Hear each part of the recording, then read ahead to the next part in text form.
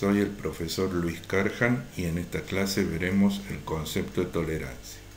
Las tolerancias son una información que acompaña al acotado y es imprescindible para la definición de los procesos de producción.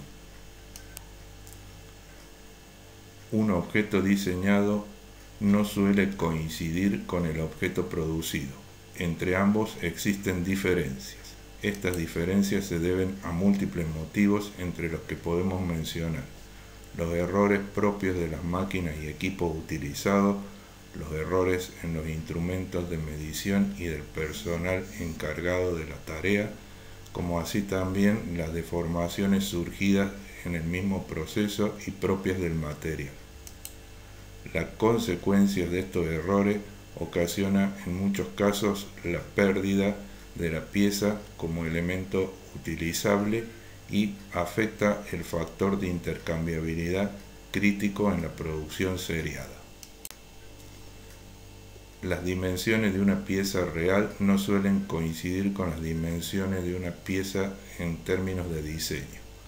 Existe entre ambas dimensiones una diferencia que se considera un error. La tolerancia es el error admitido, es decir, qué diferencia exactamente debe existir. Esta información, como dijimos, acompaña al acotado y es de suma importancia a la hora de establecer el proceso más adecuado a cada fin. Su objetivo es asegurarme que la pieza funcione correctamente y asegurar el concepto de intercambiabilidad. Existen tres categorías fundamentales de tolerancias: la terminación superficial, la tolerancia geométrica y la tolerancia dimensional. Estudiaremos cada una de estas tres categorías en detalle para entender cómo su simbología aparece en los documentos técnicos. La razón por la que existen tres tipos diferentes de tolerancia se puede ver en este ejemplo. Un objeto puede llegar a tener las dimensiones adecuadas, pero por otra parte su forma no es la correcta, lo cual impediría el uso efectivo de dicho componente. Incluso la calidad de la superficie podría afectar el funcionamiento. Veremos estos conceptos en detalle al abordar cada uno de los tipos correspondientes de tolerancia. Empezaremos con la primera de las tres categorías, la terminación superficial.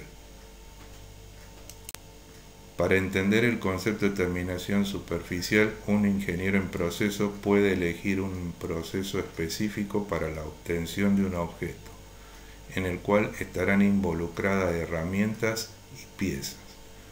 Se puede ver que las características del objeto ideal difieren del objeto real. Esto se debe, entre otras cosas, a que los procesos en sí mismos crean diferencias como, por ejemplo, las marcas superficiales. Esta calidad en la superficie final del objeto real puede ocasionar inconvenientes en su uso, por lo cual debe estar controlada. En las marcas que se observan en los objetos reales, la norma establece tres categorías principales. Una de las primeras categorías es la referente a las marcas que deja el filo de la herramienta en la superficie y que suelen ser imperceptibles a simple vista, conocidas con el nombre de rugosidad.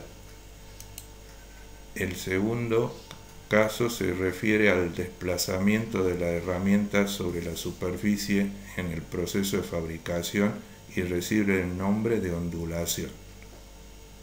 Finalmente existe una tercera categoría referida a los defectos propios del material y que deberán ser controlados con una adecuada solicitud de materia prima. Después del proceso de fabricación, el objeto y su superficie pueden tener distintas categorías. La superficie final puede contener los dos defectos mencionados o solamente alguno de los dos.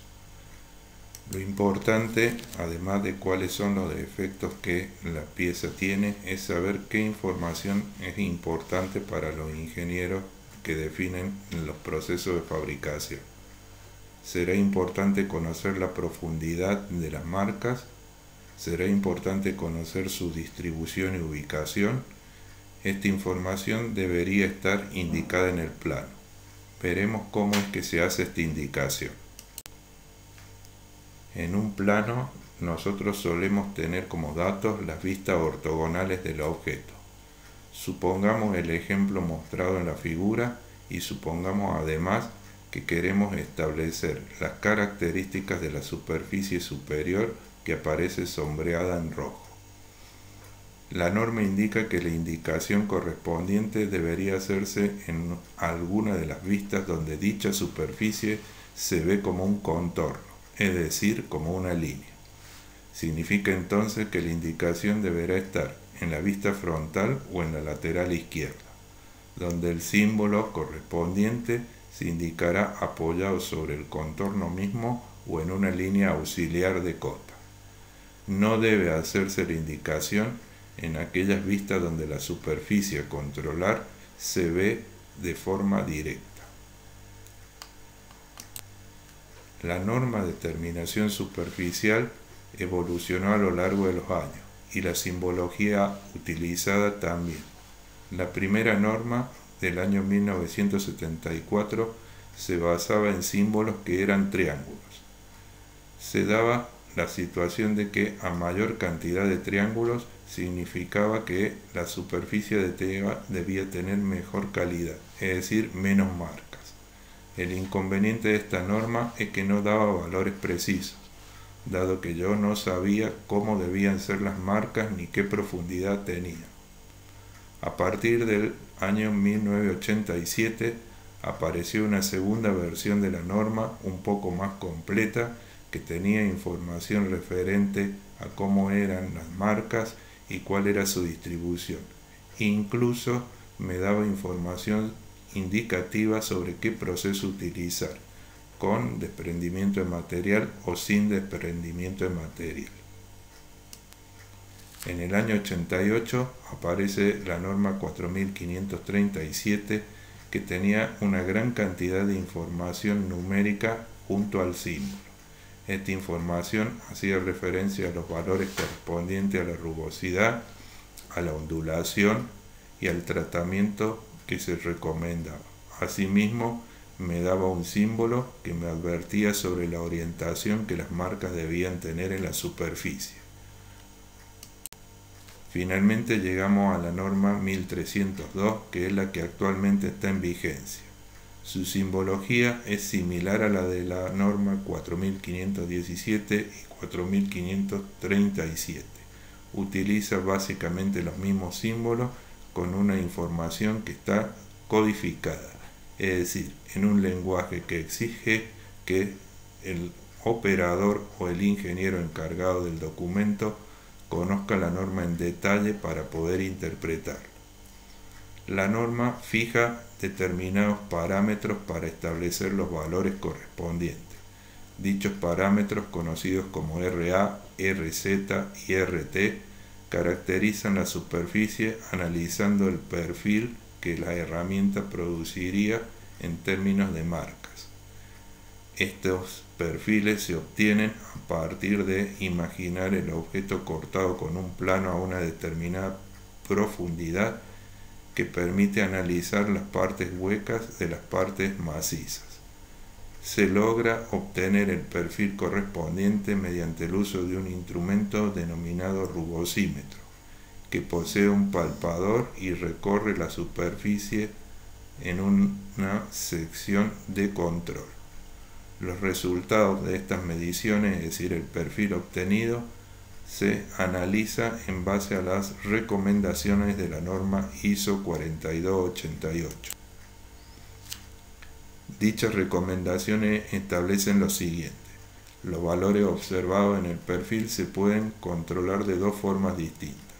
En algunos casos el control se hace bajo la regla denominada del valor máximo, en cuyo caso ninguno de los valores observados en los perfiles reales debe superar el valor límite indicado por la documentación. En otros casos, y dependiendo de la pieza en sí mismo, se utiliza la regla del 16%, en cuyo caso los valores observados, ¿sí?, hasta un 16% podrían superar el valor observado o indicado como máximo. El símbolo, como dijimos, es el mismo símbolo que se utilizaba en las otras normas, en donde vamos a observar que existe información similar. Está indicado el tratamiento recomendado y está indicado el símbolo de orientación. Solamente cambia la información en términos de que en el mismo símbolo se indica el sobrematerial para un caso como el del ejemplo, en donde se permite un proceso con desprendimiento de material, y un lugar reservado para una letra que será utilizada si se requiere una especificación abreviada. Los datos concretos del proceso se indican en esta parte del símbolo y es ahí donde está el control a hacer. La información desarrollada consta de dos elementos principales. Uno de esos elementos es la banda de transmisión, que me dice cómo ajustar el instrumento de medición, es decir, cómo ajustar el rugosímetro para cumplimentar los datos de la norma. Y la segunda información se corresponde con los valores específicos de la distorsión, en este caso el valor de rugosidad máxima. De ser necesario, la norma permite la inclusión de otros datos numéricos que tengan que ver con los otros parámetros que permiten definir el perfil con precisión.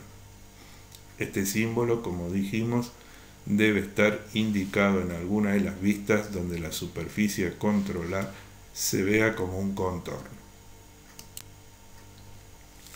En lo referente al símbolo de orientación de la rugosidad, existe una tabla en la norma que me aclara sobre cuáles son las diferencias.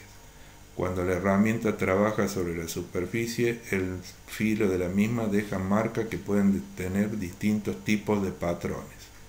Estos patrones son los que deben estar controlados y, de acuerdo al símbolo que aparece en el documento, deberé utilizar un proceso acorde. Los patrones podrían ser de líneas paralelas a un contorno específico, perpendiculares a un contorno específico, en direcciones oblicuas, multidireccionales, circulares, radiales o sin un patrón definido.